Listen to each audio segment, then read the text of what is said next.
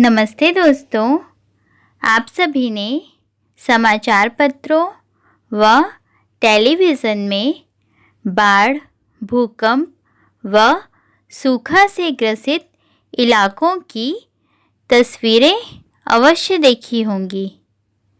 ये ऐसी आपदाएं हैं जो प्रकृति द्वारा जन्य होती हैं। इन पर मनुष्यों का कोई भी नियंत्रण नहीं होता है, इसलिए इन्हें प्राकृतिक आपदाएं कहा जाता है। इन आपदाओं में जन धन की अत्यधिक हानि होती है। मनुष्य इन घटनाओं को घटित होने से तो रोक नहीं सकता, परंतु आपदा प्रबंधन के माध्यम से इन आपदाओं से होने वाले नुकसान और उनके दुष्प्रभावों को कम अवश्य कर सकता है। तो आज हम जिस विषय पर बात करने वाले हैं उसका नाम है आपदा प्रबंधन। बाढ़ आने पर आसपास के क्षेत्रों में पानी भर जाता है। पानी घरों के अंदर पहुंच जाता है। पानी के तेज बहाव से मकान में दरारें आ जाती हैं और मकान गिर जाते हैं। हमारी फसलें नष्ट हो जाती हैं। जान माल की बहुत हानि होती है। सारा जीवन अस्त व्यस्त हो जाता है। कई दिनों तक जगह जगह पानी जमा होने से गंदगी हो जाती है, जिससे इन जगहों पर बहुत सी बीमारियां फैल जाती हैं, जैसे मलेरिया, डेंगू आदि। बाढ़ क्यों आती है? किसी जगह पर बाढ़ आने के अलग अलग कारण हो सकते हैं। यदि किसी क्षेत्र में भारी वर्षा होती है, तब वहाँ नदियों में पानी की मात्रा बढ़ जाती है, जिससे नदियों का पानी आसपास के क्षेत्रों में फैल जाता है, जिससे बाढ़ आती है।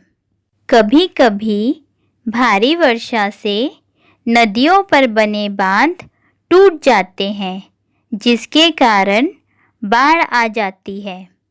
तटीय भागों में वायु के दबाव में परिवर्तन होता रहता है।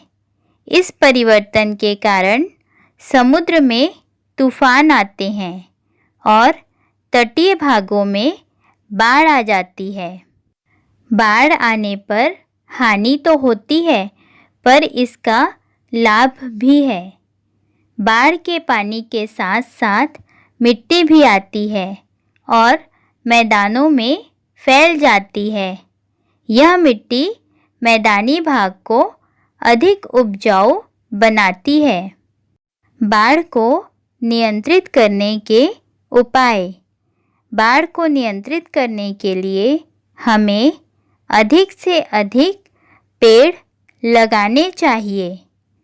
पेड़ों की जड़ें मिट्टी में धंसी रहती हैं और पानी के तेज बहाव को कम करती हैं। पेड़ बाढ़ को नियंत्रित करने में सहायता करते हैं। नदियों और बड़े बड़े नालों में बने चेक डैम या रोक बांध से पानी के बहाव की तेज गति कम हो जाती है। बाढ़ के दुष्प्रभाव को कम करने के उपाय। लोगों को खतरे की सूचना तुरंत देनी चाहिए। लोगों को सुरक्षित स्थानों में पहुंचा देना चाहिए। लोगों के अन्य जगहों पर रहने, खाने तथा दवाई आदि का प्रबंध करवा देना चाहिए। भूकंप आने का कारण पृथ्वी के अंदर की गर्मी है। पृथ्वी का भूतल लगभग 30 किलोमीटर गहरा है, इसमें अनेक परतें हैं जो कठोर और मुलायम चट्टानों से बनी हैं। जमीन के नीचे जब गर्मी बहुत बढ़ जाती है तब धरातल की कमज़ोर परत या आसपास की चट्टानें अपनी जगह से हिल जाती है। पृथ्वी के अंदर इस भाग में कंपन होने लगता है। भूकंप के झटके तेज या धीमी गति से आते हैं। तेज झटकों का आभास हमें होता है, जबकि हल्के या धीमे झटकों का उतना आभास नहीं हो पाता है। भूकंप के झटके बहुत कम समय के लिए आते हैं, परंतु इनका प्रभाव हानिकारक और जानलेवा होता है। भूकंप के कंपन से भूमि पर बने मकान एवं अन्य भवन हिलने लगते हैं। कभी कभी तो यह सब इतना अचानक होता है कि लोगों को घरों से बाहर निकलने का भी मौका नहीं मिल पाता। लोग मलबे के नीचे दब जाते हैं। भूकंप में बड़े बड़े पेड़, बिजली के खंभे तक टूट जाते हैं। बिजली के तारों के टूटने के कारण कभी कभी आग भी लग जाती है। जिन क्षेत्रों में अक्सर भूकंप आते हैं वहाँ पर मकान लकड़ी के बनाए जाते हैं। यदि भूकंप आ जाए तो सबसे पहले किसी खुली जगह में चले जाना चाहिए। किसी ऊंची वस्तु जैसे मेज या टेबल के नीचे बैठ जाना चाहिए। किसी पेड़ के नीचे या बिजली के खंभे के पास खड़े नहीं होना चाहिए। भूकंप के झटकों की तीव्रता को सिस्मोग्राफ द्वारा मापा जा सकता है। भूकंप के झटकों की तीव्रता को मापने की इकाई रिक्टर स्केल है। जिस तरह अधिक वर्षा से बाढ़ आती है, उसी तरह कम वर्षा से सूखा पड़ता है। किसी स्थान पर लंबे समय तक वर्षा न होने के कारण वहाँ फसल पैदा नहीं की जा सकती। नदियों, तालाबों, कुओं में पानी बहुत कम हो जाता है। ऐसी स्थिति को सूखा पड़ना कहा जाता है। ज़्यादातर सूखा उन स्थानों पर पड़ता है जहाँ जल के प्राकृतिक स्रोत कम होते हैं। यदि कोई जगह जल के स्रोत समुद्र से दूर हो तो वहाँ पहुँचते तक वायु की नमी बहुत कम हो जाती है। इस तरह उन स्थानों पर या तो वर्षा बहुत कम होती है या बिल्कुल नहीं होती। किसी स्थान पर जंगलों के लगातार कटने पर भी वर्षा कम होती है। इस कारण सूखा पड़ता है। सूखा पड़ने की हानियाँ। सूखा पड़ने पर सबसे अधिक प्रभाव किसानों पर पड़ता है। वे खेती नहीं कर सकते। सूखाग्रस्त इलाके में अनाज, फल, सब्जियों की कमी हो जाती है। पीने के पानी की कमी हो जाती है। इस कारण लोगों को कठिनाइयों का सामना करना पड़ता है। क्या सूखा पड़ने को किसी तरह कम किया जा सकता है?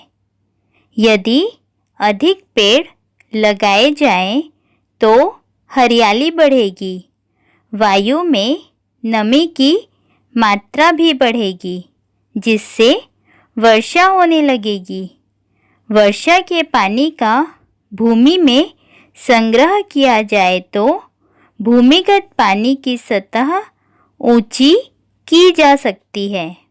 यदि कभी किसी को प्राकृतिक आपदा का सामना करना पड़े तो प्राकृतिक आपदा की सूचना अधिक से अधिक लोगों तक पहुंचाएं। लोगों को सुरक्षित स्थानों पर ले जाने में सहायता करें। बचाव कार्य में लगे पुलिस, डॉक्टर, सेना के जवानों द्वारा दी जाने वाली सलाह मानें। अफवाहें, अधूरी सूचनाएं ना फैलाएं, ना ही फैलने दें। प्राकृतिक आपदाओं के समय पूरा विश्व किसी न किसी रूप में सहायता करता है।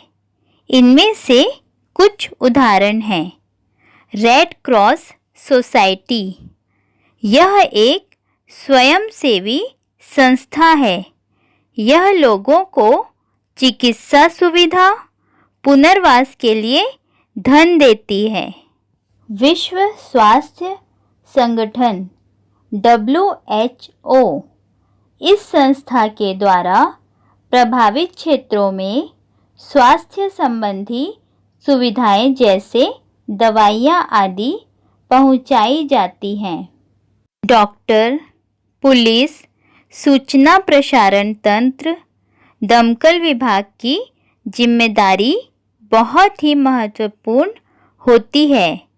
डॉक्टरों के दल का तुरंत ऐसे स्थानों पर पहुंचना जरूरी होता है जिससे लोगों को सही समय पर सही उपचार मिल सके। पुलिस को वहां तुरंत पहुंचकर कानून व्यवस्था बनाए रखनी होती है। सेना के जवान लोगों को घटनाग्रस्त क्षेत्रों से बाहर निकालते हैं। उन्हें हवाई जहाज आदि के द्वारा भोज्य पदार्थ उपलब्ध कराते हैं। सूचना विभाग रेडियो, समाचार पत्र, टेलीविज़न तुरंत सही जानकारी लोगों तक पहुंचाते हैं। दोस्तों, आज हमने बाढ़, भूकंप और सूखा संबंधी प्राकृतिक आपदाओं और उनके प्रबंधन संबंधी जानकारियाँ एकत्रित की। अब आप इनका अभ्यास कीजिए और हम मिलेंगे अगले वीडियो में। Bye bye.